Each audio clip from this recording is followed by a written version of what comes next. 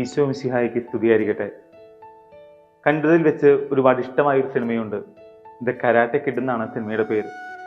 ഒരു കൗമാരക്കാരനായ ഒരു പയ്യൻ സ്കൂളിൽ ഒരു അടിപിടി ഉണ്ടാക്കുന്നു. അവൻ ഇടിക്കുന്നത് കരാട്ടെ പഠിച്ച കുറച്ച് കുട്ടികളാണ്. പക്ഷേ അവൻ അതിനെതിരെ പ്രതിരോധിക്കാൻ പറ്റുന്നില്ല. അങ്ങനെ ഇടിയൊക്കെ കൊണ്ട് ക്ഷീണിച്ച് തിരിച്ച് വീട്ടിൽ വരുന്നു. പിന്നീട് അവനൊരു മാനസികമായ സംഘർഷങ്ങളാണ്. തളർന്നു പോകുന്നു. പിന്നെ ഒരുപാട് സങ്കടങ്ങൾക്ക് അവൻ്റെ ഉള്ളിലുണ്ട്. അങ്ങനെ ഇരിക്കുമ്പോഴാണ് അവൻ്റെ അപ്പാർട്ട്മെന്റിന്റെ അടുത്തുള്ള മിയാഗി എന്ന കരാട്ടെ മാസ്റ്ററെ അവൻ പരിചയപ്പെടുന്നത്.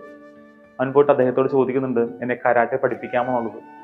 സന്തോഷത്തോടെ അയാൾ പറയുന്നു, ഓക്കെ, നീ പോരെ, നിന്നെ പഠിപ്പിക്കാമെന്ന് പറയുന്നു.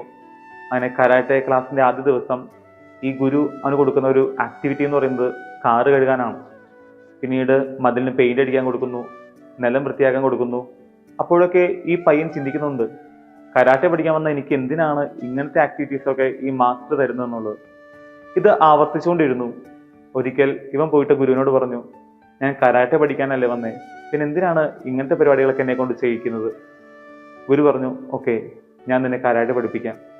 അങ്ങനെ ഓരോ സ്റ്റെപ്പും ഗുരു പഠിപ്പിക്കുമ്പോൾ അവന് മനസ്സിലാകുന്നുണ്ട് താൻ ചെയ്തിരുന്ന ഓരോ ആക്ടിവിറ്റിയും കരാട്ടയുടെ സ്റ്റെപ്പുകളായിരുന്നുള്ളത്. അപ്പോഴാണ് അവൻ തിരിച്ചറിയുന്നത് ഗുരു തന്നെ പഠിപ്പിച്ച ഓരോ കാര്യങ്ങളും തൻ്റെ വിജയത്തിന് വേണ്ടിയായിരുന്നു. ഗുരു പറഞ്ഞത് കേട്ടതുകൊണ്ടാണ്, ഗുരുവിൻ്റെ വാക്കുകളോട് ചേർന്ന് നിന്നുകൊണ്ടാണ് അവന് പെട്ടെന്ന് തന്നെ ഈ കരാട്ടയിലെല്ലാം ഭംഗിയായി പെർഫോം ചെയ്യാൻ പറ്റിയത്. സ്നേഹം നിറഞ്ഞവരെ, ഇന്ന് നാം ധ്യാനിക്കുന്നത് വിശുദ്ധ യോഹന്നാന്റെ സുവിശേഷം 15-ാം അധ്യായം 1 മുതൽ 8 വരെയുള്ള തിരുവചനങ്ങളാണ്. ഈ ഭാഗത്ത് ഈശോ പറയുന്നത് താൻ മുന്തിരിച്ചെടിയാണെന്നും പിതാവ് കൃഷിക്കാരനുമാണെന്നും നിങ്ങൾ ഓരോരുത്തരും അതിൻ്റെ ശാഖകളുമാണെന്നാണ്. ഈ ശാഖകൾ മുന്തിരിച്ചെടിയോട് ചേർന്നാൽ മാത്രമാണ് ഫലങ്ങൾ പുറപ്പെടുവിക്കാൻ സാധിക്കുകയുള്ളൂ എന്ന് ഈശോ വ്യക്തമാക്കുന്നുണ്ട്. ഈ മുന്തിരിച്ചെടിയെക്കുറിച്ച് പ്രതിപാദിക്കാൻ ഈശോയ്ക്ക് തക്കതായ കാരണമുണ്ട്. കാരണം പാലസ്തീനയിൽ ഏറ്റവും കൂടുതൽ കാണാൻ സാധിക്കുന്ന ഒന്നാണ് മുന്തിരിച്ചെടികൾ. അതുകൊണ്ട് മുന്തിരിയുമായി ബന്ധപ്പെട്ട ഉപമകളൊക്കെ എത്രയും പെട്ടെന്ന് ഈ യഹൂദർക്കും ശിഷ്യന്മാർക്കും മനസ്സിലാകാൻ എളുപ്പമുള്ളതാണ്. അതുകൊണ്ടാണ് പലപ്പോഴും ഈശോ മുന്തിരിയുടെ ഉപമയൊക്കെ തൻ്റെ ഉപമകളിൽ ചേർത്ത് വയ്ക്കുന്നത്. അതിൽ പ്രധാനപ്പെട്ട ഒരു കാര്യം ഈശോ പറഞ്ഞ പ്രകാരമാണ്, ഞാനാകുന്ന മുന്തിരിച്ചെടിയോട് ചേർന്ന് നിന്നാൽ മാത്രമാണ് നിങ്ങളാകുന്ന ശാഖകളിൽ ഫലമുണ്ടാവുകയുള്ളൂ എന്ന്.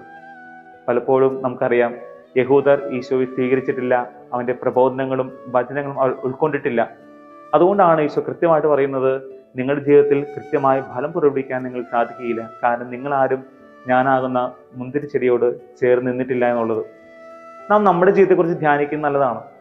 എപ്പോഴൊക്കെ ദൈവത്തോട് നാം ചേർന്ന് നിൽക്കുന്നുണ്ടോ അപ്പോൾ മാത്രമാണ് നമുക്കും ഫലങ്ങൾ പുറപ്പെടുവിക്കാൻ സാധിക്കുക. അത് ഈശോ പറയുന്നുണ്ട്, ചില നേരത്തൊക്കെ വെട്ടിയൊരുക്കലുകൾ ആവശ്യമാണ് മുന്തിരിച്ചെടിക്ക്, എങ്കിൽ മാത്രമാണ് നല്ല രീതിയിൽ ഫലങ്ങൾ പുറപ്പെടുവിക്കാൻ സാധിക്കുകയുള്ളൂ.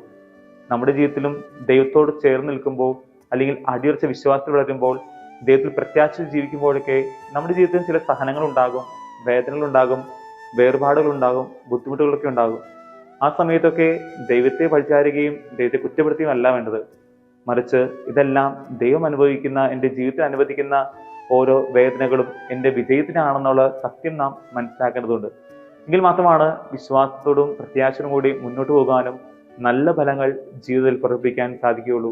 അതേസമയം ചെറിയൊരു വേദന വരുമ്പോൾ, ഒരു ദുരിതം വരുമ്പോൾ, എനിക്ക് ദൈവത്തിൽ വിശ്വാസമില്ല, പ്രാർത്ഥിച്ചിട്ട് കാര്യമില്ല, പ്രാർത്ഥനയ്ക്ക് അർത്ഥവുമില്ല, ഈ വിശ്വാസങ്ങളൊന്നും നേടാനില്ല എന്ന് പറഞ്ഞ് എപ്പോഴൊക്കെ നാം ദൈവത്തിന് അകന്നു പോകുന്നു, അപ്പോൾ നാം ഒരു കാര്യം മനസ്സിലാക്കണം, നമുക്കൊരിക്കലും ഫലം പുറപ്പെടുവിക്കാൻ സാധിക്കുകയില്ല. കാരണം ഈശോയാകുന്ന മുന്തിരിയോട് ചേർന്നാൽ മാത്രമാണ് ഫലങ്ങൾ പുറപ്പെടുവിക്കാൻ നമുക്ക് സാധിക്കുക. അല്ലാതെ നമ്മുടെ മേന്മ കൊണ്ടോ നമ്മുടെ കഴിവുകൾ കൊണ്ടോ ഒരിക്കൽ പോലും ഒരു ഫലങ്ങൾ പുറപ്പെടുവിക്കാൻ നമ്മുടെ ജീവിതം കൊണ്ട് നമുക്ക് സാധിക്കില്ല. പ്രത്യേകിച്ച് ഇന്നത്തെ കാലഘട്ടത്തിൽ നമുക്കറിയാം, നമ്മുടെ യുവജനങ്ങളും കുട്ടികളും ഇന്നത്തെ തലമുറയും ഒക്കെ പലപ്പോഴും ഈ വിശ്വാസത്തിൽ നിന്നൊക്കെ മാറി ചിന്തിക്കുന്നവരും മാറി നടക്കാൻ ആഗ്രഹിക്കുന്നവരാണ്.